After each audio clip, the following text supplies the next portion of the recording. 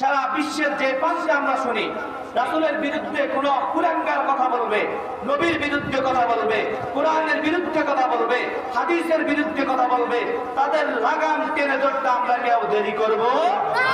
নারে তাকবীর, নারে তাকবীর। আল্লাহ তুমি কবুল করে নাও, সকলে বলি আমিন। মান আহাব্বা সুন্নতি ফাকাদ আহাব্বানি ওয়া মান আহাব্বানি কানা মাই ফিল জান্নাহ।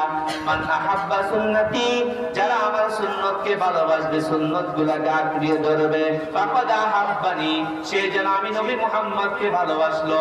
ওয়া মান আহাব্বানি কানা মাই ফিল জান্নাহ, আর যে ব্যক্তি আপনি নবীর সুন্নতকে আঁকড়িয়ে ধরলো, আপনি নবীকে ভালোবাসলো, সে আমি নবী মুহাম্মদের সাথে জান্নাতে প্রবেশ করবে। এজন্য রাসূলের সুন্নতের বিকল্প জান্নাতে যাওয়ার কোনো পথ নাই।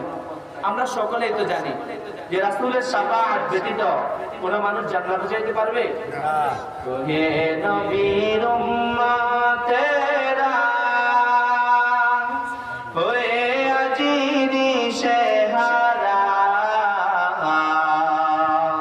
কুরআন হাদিসে চলো, কুরআন হাদিসে চলো, যখন যাহা চাই মনে, নবী বিনে কে তরাবে ফুলসিরাত মিজানে, নবী বিনে কে তরাবে ফুলসিরাত মিজানে।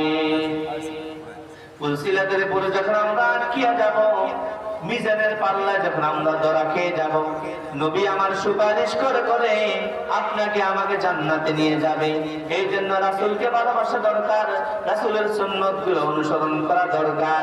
ও প্রিয় চৌকিদার হাটবাসী, ও প্রিয় তাওহীদি ভাইরা, আপনাদেরকে বলতে চাই, পৃথিবীর মাঝে যে সমস্ত জায়গায় আমরা শুনি নবী মুহাম্মদের বিরুদ্ধে, দ্বীনের বিরুদ্ধে কোন মানুষ কথা বলে, তখন আমরা ইমানদার হিসেবে চুপ থাকা আমাদের দ্বারা ঠিক হবে না।